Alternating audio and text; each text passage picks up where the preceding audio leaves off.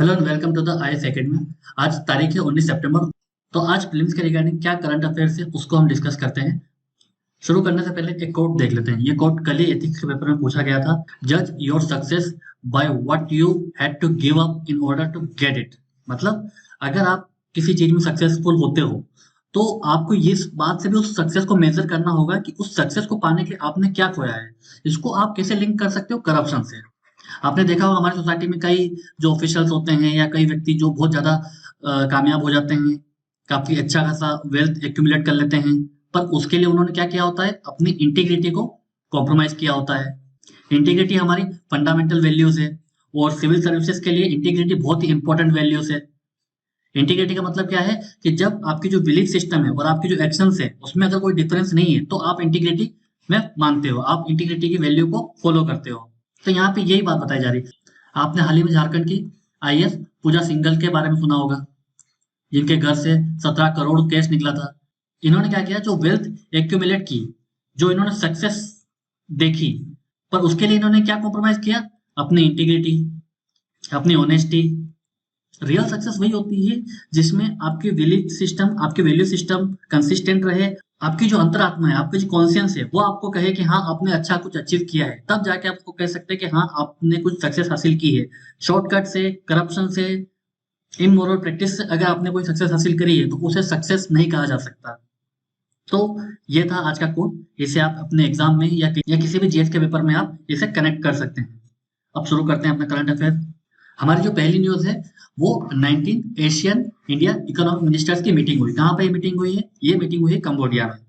इस मीटिंग का आउटकम क्या निकला है? इस मीटिंग का आउटकम ये निकला है कि इंडिया और एशियन कंट्री के बीच में Asian India trade in goods agreement, जो एग्रीमेंट है उसका रिव्यू होना है।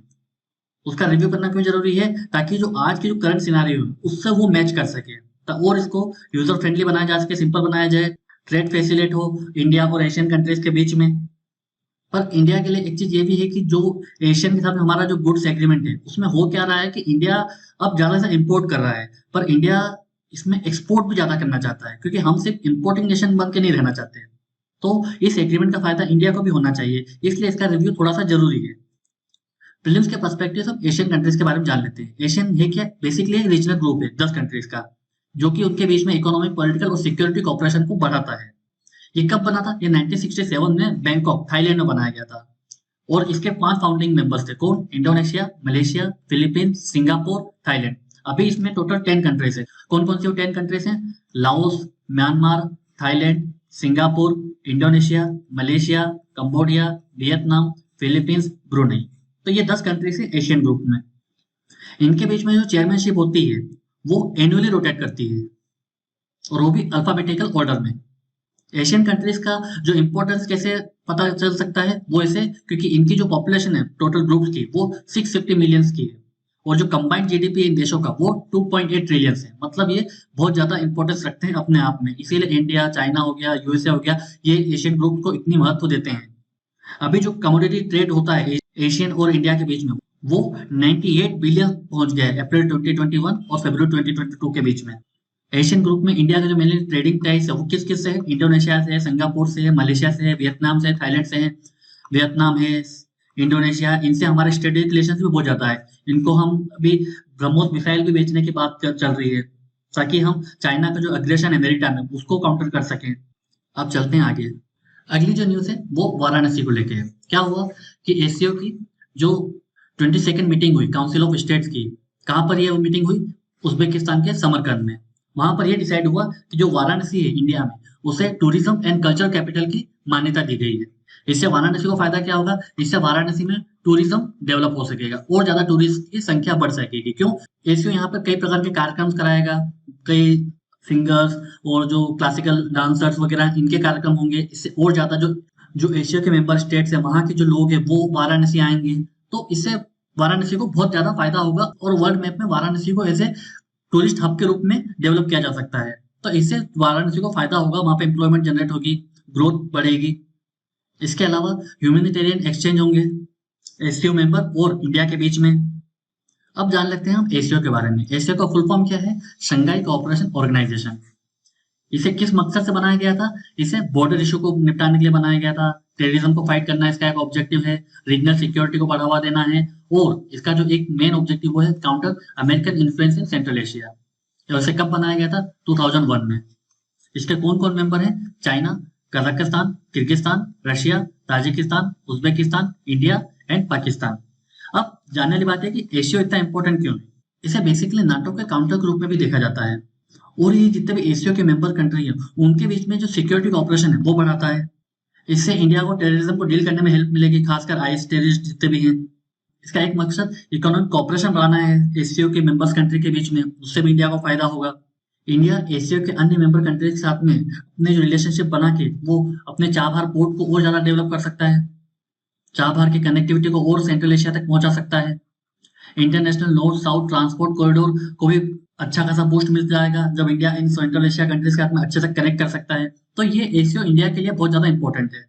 तो ये फिल्म्स के रिगार्डिंग एशियो के फैक्ट थे जो कभी भी यूपीएससी फिल्म से पूछ सकती है। अब चलते हैं आगे। अगली जो न्यूज है वो एकलव्य स्कूल को लेकर है। एकलव्य स्कूल क्यों न्यूज में है? दरअसल जो ट्राइबल अफेयर मिनिस्ट्री है वो इन स्कूलों में अभी तक जो टीचर शॉर्टेज है उसकी कमी को पूरा करने में विफल रही है।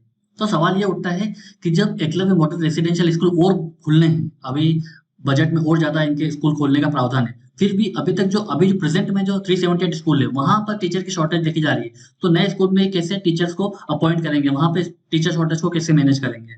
तो बेसिकली ये न्यूज थी, पर हमारे लिए इंपॉर्टेंट है इस स्कूल के बारे में जानना। क्या है एकलव्य मॉडल रेसिडेंशियल स्कूल? क्योंकि प्रीलिम्स में क्वेश्चन आ सकते हैं। तो एएमआरएस क्या है? Scheme for making model residential school for Indian tribals. ये स्कीम कब शुरू की गई थी? 1997-1998 में। बेसिकली इस स्कीम का जो मेन एम ये था, जो ट्राइबल कम्युनिटी के बच्चे हैं उनको ओवरऑल एजुकेशन प्रोवाइड करना। Overall education in the sense कि वहां पर state of the art education facility के साथ साथ उनका जो फिजिकल, मेंटल और सोशल डेवलपमेंट है वो भी इस स्कूल के जरिए पूरा होना था। बजट के अकॉर्डिंग इसको कहाँ पे खोलना था? इन स्कूल्स को ऐसी जगह जहाँ पे 50% से ज्यादा एसटी पॉपुलेशन है या फिर 20,000 से ज्यादा ट्राइबल पॉपुलेशन है, वहां पर आपको ये एक स्कूल खोलना मैंडेटरी है। ये प्रोविजन बजट 2018-2019 में किया गया था। इस स्कूल को मैनेज किसको करना था? National education society for tribal student. ये किसके अंडर काम करेगा? मिनिस्ट्री ऑफ ट्राइबल अफेयर्स के अंडर ये सोसाइटी काम करेगी। तो ये बेसिक इंफॉर्मेशन है एकलव्य मॉडल रेसिडेंशियल स्कूल के बारे में, क्योंकि कभी भी यूपीएससी इसके बारे में पूछ सकती है। अब चलते हैं आगे। अगली न्यूज है तमिलनाडु की ब्रेकफास्ट स्कीम के बारे में। दरअसल तमिलनाडु के सीएम स्टालिन ने ये स्कीम को लॉन्च कर दिया है। क्या ये स्कीम? वहां पे जो जितने सरकारी स्कूल है वहां पर पहली से लेकर 5वीं तक के बच्चों को अब स्कूल शुरू होने से पहले ही ब्रेकफास्ट दिया जाएगा। हमारे लिए स्कीम इंपॉर्टेंट क्यों है?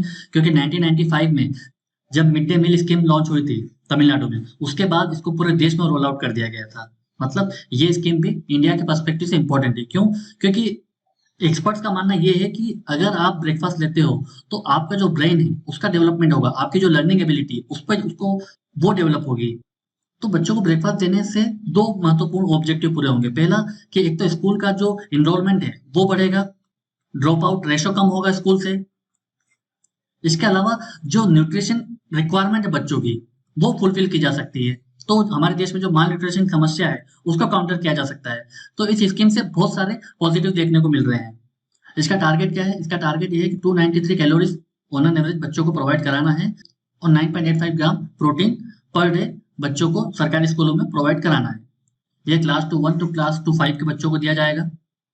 सिग्निफिकेंस मैंने आपको बता ही दिया है। उसके अलावा ये उनके बिहेवियर और कॉग्निशन लेवल को बढ़ाएगा। उसके अलावा माइक्रो न्यूट्रिशन सफिशियंसी को प्रमोट करेगा, एनीमिया को काउंटर करेगा, बच्चों में हेट वेट का जो इशू है उसको काउंटर किया जा सकता है। तो ये सब इस ब्रेकफास्ट स्कीम के फायदे हैं। इसका कंसर्न ये है कि जब भी हम ऐसी कोई स्कीम लॉन्च करते हैं तो हमें करप्शन देखने को मिलता है, हमें जो वहां पे लीक होते हैं, क्योंकि जो राशन गवर्नमेंट प्रोवाइड करती है वो ग्राउंड लेवल पे बट जाता है, लोग चोरी कर लेते हैं। तो ये हमें ध्यान रखना होगा। साथ ही साथ क्वालिटी का भी ध्यान रखना होगा। कई बार हमने न्यूज में देखा है कि मिड डे मील के खाना खाने के बाद बच्चे बीमार पड़े हैं। तो इन सब चीजों का हमें इस स्कीम में भी उतना ही ध्यान रखना पड़ेगा। तो ये इसके कंसर्न हो गए। अब चलते हैं आगे।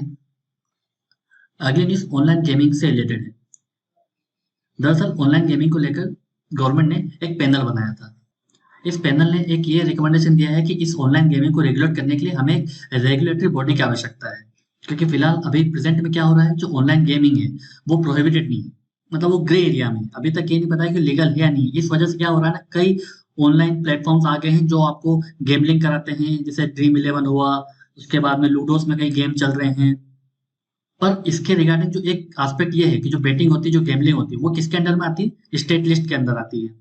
तो ये अभी तक पूरा ऑनलाइन गेमिंग से रिलेटेड जितने भी एक्टिविटीज रन हो रही है, जितने भी ऑनलाइन प्लेटफॉर्म अपना जो बिजनेस रन कर रहे हैं, उसको लेके क्लियरिटी नहीं है कि किसके अंडर आते हैं, क्या ये लीगल है या नहीं है।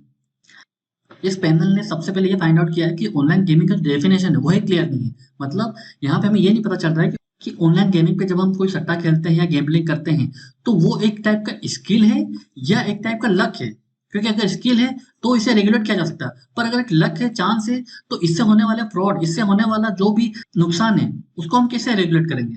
क्योंकि ऑनलाइन गेमिंग क्या हो रहा है ना कि अब एक एडिक्शन बनता जा रहा है। अभी तक तमिलनाडु में 17 केसेस ऐसे आए हैं जहाँ पे लोगों ने सुसाइड कर लिया है, जहाँ पे उनको फाइनेंशियल लॉस हुआ है पर्टिकुलर प्लेटफॉर्म पे सट्टा खेल के या ऑनलाइन गेमिंग पे वो अपने पैसे हार चुके हैं। क्योंकि अभी तक उनके ऊपर मॉनिटरिंग का कोई इशू या कोई लॉ अभी तक उन पे अप्लाई नहीं हो रहा है। और यह पैनल लॉ लाने के लिए इसलिए बोल रहा है क्योंकि अभी क्या है, हर स्टेट अपने हिसाब से लॉ बना रहा है। क्योंकि सिक्किम ने इसको लीगलाइज कर दिया है, पर तेलंगाना ने इसको बैन कर दिया है। मतलब यूनिफॉर्मिटी नहीं है स्टेट में ऑनलाइन गेमिंग को लेकर। यहाँ तक कि हाईकोर्ट भी अभी डिफरेंट इंटरप्रिटेशन दे रहा है। कई हाईकोर्ट ने माना है कि जो ऑनलाइन गेमिंग है वो एक लेजिटिमेट बिजनेस एक्टिविटी है under article 19G of the constitution of India. पर एक हाईकोर्ट ऐसा है जिसने ये भी कहा है कि ये एक टाइप का गेमलिंग है जो हमें अलाउ नहीं करना चाहिए। तो आप देख सकते हो कि बहुत ज्यादा एम्बिग्यूटी है ऑनलाइन गेमिंग को लेकर। इंडिया का स्टैंड क्या हो सकता है कि ऑनलाइन गेमिंग इंडस्ट्री बहुत ज्यादा फ्लोरिश हो रही है, तो हमें क्या करना है? कई प्लेटफॉर्म ऐसी होगी जो बिलियंस में अपना काम कर रही है। ड्रीम इलेवन जैसी जो प्लेटफॉर्म है, उसका जो वैल्यूएशन है वही आपका 1 बिलियन के आसपास है।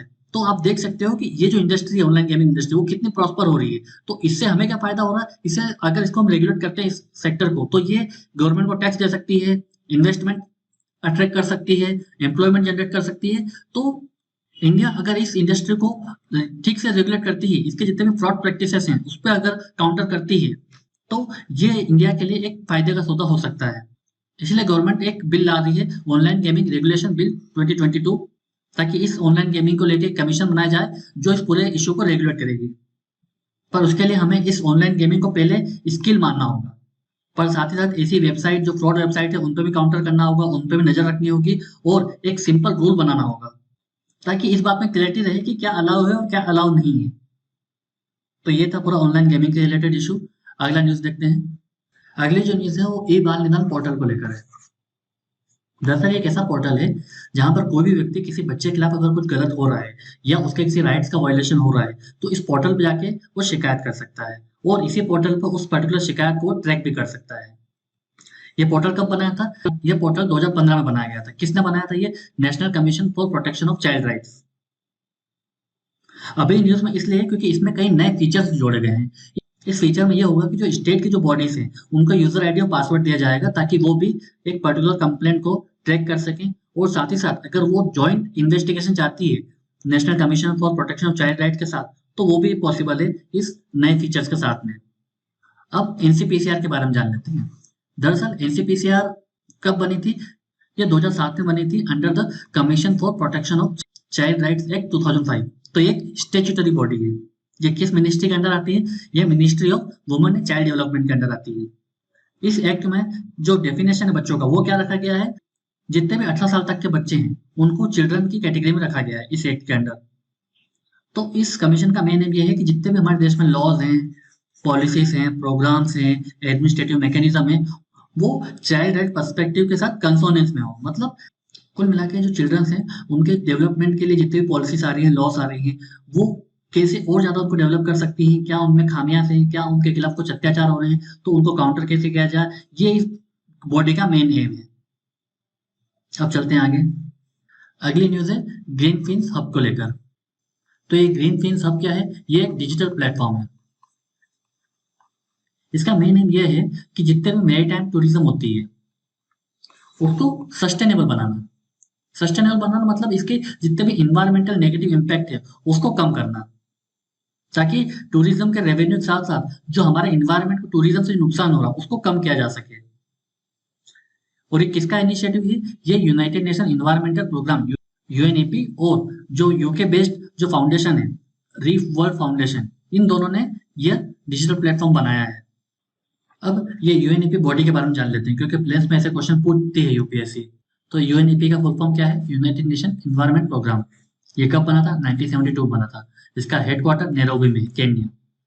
तो ये basically environment related issue handle करती है। इंडिया भी इसका मेंबर है, और उसके कई अन्य इनिशिएटिव भी है, जैसे earth hour, clean up the world, billion tree campaign, seal the deal, faith for the earth.